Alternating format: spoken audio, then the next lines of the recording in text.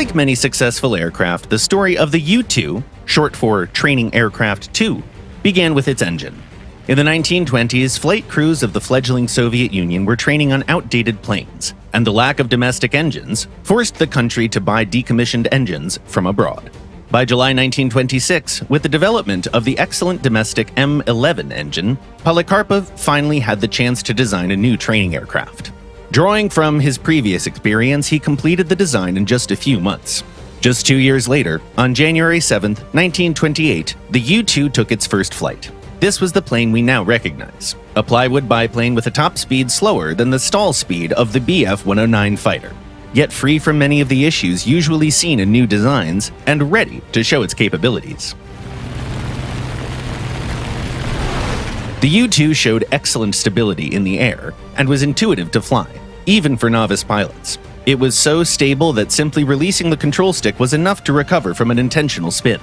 At a time when many aircraft, even trainers, were difficult to handle, the U-2's forgiving nature immediately earned it widespread recognition. For many years, it remained the primary training aircraft of the Soviet Union, training tens of thousands of pilots.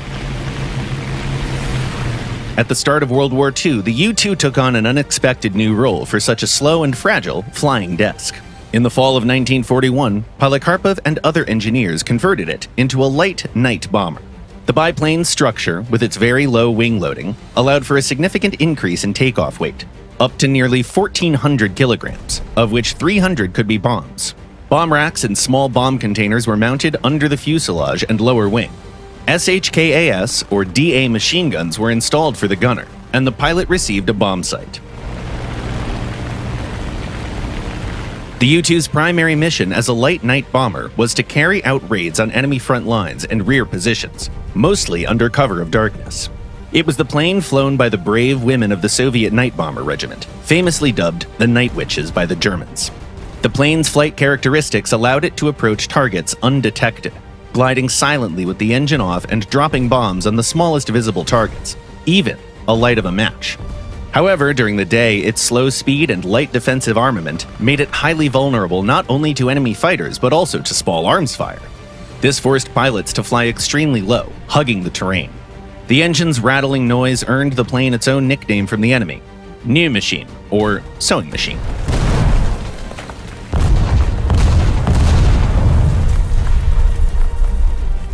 In 1944, after Polikarpov's death, the U-2 was officially renamed the PO-2. Despite this, its original name remained in common use, and still is today. Over 30,000 PO-2s were produced over 25 years in 14 different variants, making it one of the most mass-produced aircraft in history, and the most produced biplane. Thanks to its simplicity and resilience, the PO-2, the humble Sky Slug, thrived despite harsh operational and production conditions. Although it was outclassed in some roles and its design was outdated before World War II even began, it remained a reliable, easy-to-fly aircraft admired by generations of pilots. Polikarpov himself made major contributions to Soviet aviation. He was even called the King of Fighters, as his I-15 Bis, I-153 Chaika, and I-16 fighters formed the backbone of the USSR's pre-war fighter fleet. However, it was the unassuming PO-2, the flying bookshelf, that became the hero of films and songs.